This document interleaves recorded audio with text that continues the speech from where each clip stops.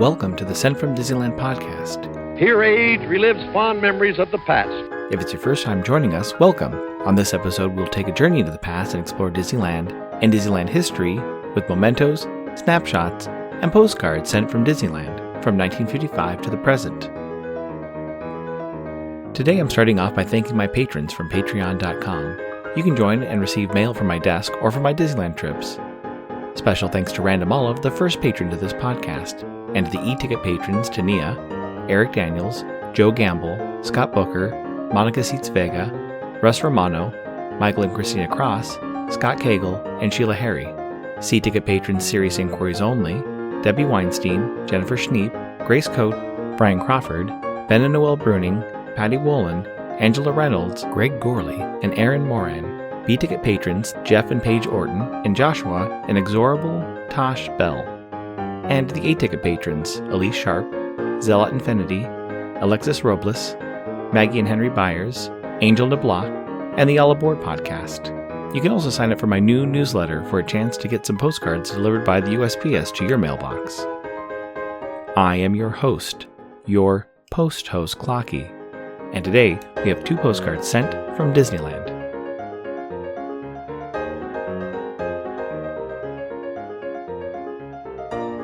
The front of our first postcard has the elephant god Ganesh, made of stone and sitting by the water's edge. In the background you can see a waterfall through the bushes and trees.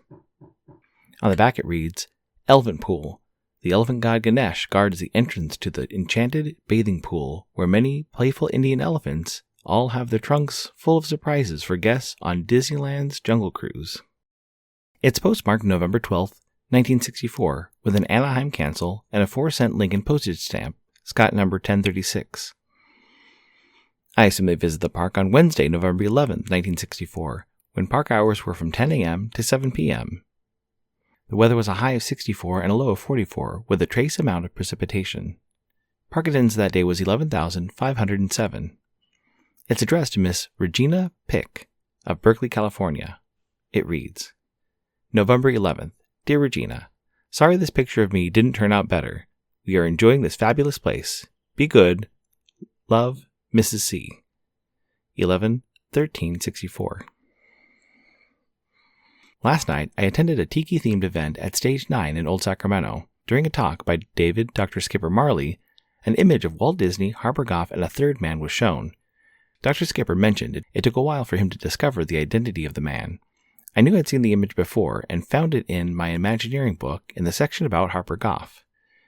Although not listed in the book, or in a caption under the same photo in the 1996 spring issue of E-Ticket magazine, I found some sources that say it was Sam Hamels. He was an electrical engineer and worked on the Jungle Cruise, specifically on the electrical pumps which supplied Schweitzer Falls with the front side and back side of water. Dr. Skipper also mentioned that Harper Goff ignored Walt's request to make Schweitzer Falls faster and cheaper by using a wood frame. Harper continued using concrete for the water feature. There's a quote in the book, Walt Disney Imagineering Legends, where Harper mentions that Walt would come to the park and walk around the attraction, similar to how he would work with animators with the storyboards on the original full-length animated films. I mentioned back in episode 142, Sent with Harper Goff, that a jungle jeep was used to create the ride experience in the Jungle Cruise before adding the water and boats. They used the same concept for the Disneyland TV show on February 9, 1955, but they didn't use just any jeep. A Rambler cross-country station wagon was used in place of the original jungle jeep, because American Motors was a sponsor.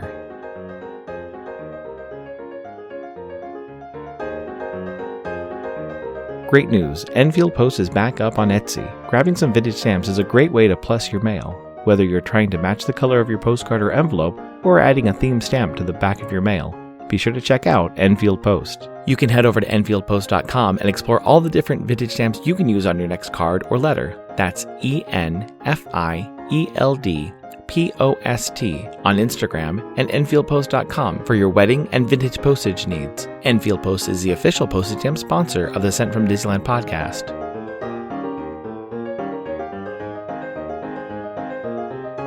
The front of our next postcard has a Jungle Cruise boat heading towards some angry hippos. Luckily, there's a skipper saving the boat of guests by shooting in between the pair of wild hippos. On the back it reads, Jungle Cruise, adventure lurks at every bend in the winding rivers as guests enjoy an explorer's boat cruise which carries them away from civilization and on an exciting trip down mysterious jungle rivers in Disneyland's Adventureland.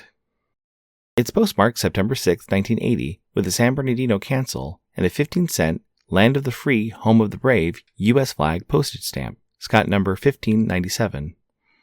I assume they visited the park on Friday, September 5, 1980, when park hours were from 9 a.m. to midnight. The weather was a high of 80 and a low of 61. It's addressed to Denise Morris of Umatilla, Oregon. It reads, Denise, we are thinking about you at Disneyland. How much you'd love to see this place. It's really something to see. All the animals and people talk and move like they're real, but they aren't. Tom got you some things. How's the kittens doing? I bet they're pretty wild. We'll probably go to Knott's Berry Farm this week. There's no work this week for Tom. Love, Maureen and Tom. Tom loved your letter. He saved it, and it made his day. Before we get back to talking about the Jungle Cruise lecture, I wanted to point out how nice it is to receive mail from friends and loved ones. As mentioned at the end of this postcard, even a simple letter can turn someone's day around.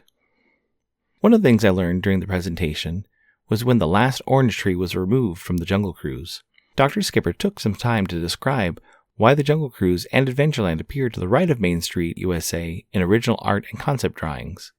But it was ultimately constructed to the left of Main Street, where it remains today. Since the park was being built on orange and walnut farms, the original farmers had planted eucalyptus, since they are low maintenance and do not compete for groundwater. These trees are a great barrier for wind and can be used as a property divide. Construction had already begun for the Jungle Cruise when it was decided to move closer to the trees that would split and be a curtain between Jungle Cruise and Main Street. As I mentioned in episode 145, sent from Bill Evans, some of the orange trees were planted upside down to fill the jungle, while others were pruned of their fruit regularly, and the last orange tree was removed in 2021. The Jungle Cruise lecture was fun and informative. Talking to Dr. Skipper after the show, he mentioned he had to cut it down for time, so I'd be interested in seeing it again at full length.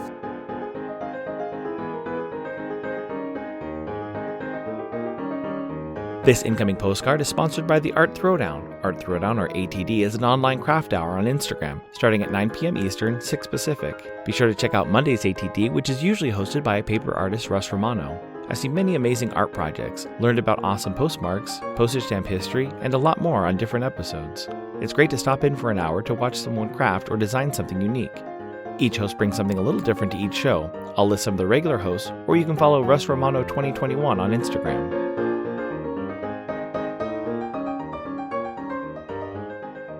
The front of my incoming postcard is a recreation of an older postcard with a 1-cent stamp in the upper right-hand corner and a postmark from 1911.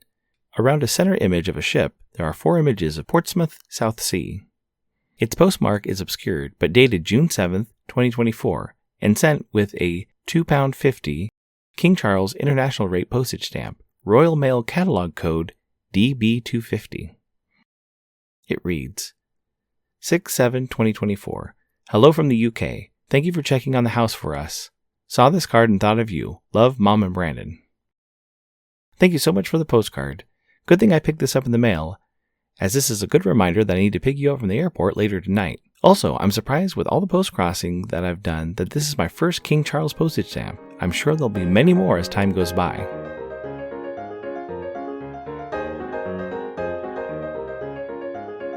Thanks for listening to Sent from Disneyland. If you enjoyed this podcast, please subscribe and tell your friends. It would be helpful to share your favorite episode to a friend or on social media. There are over 200 to choose from.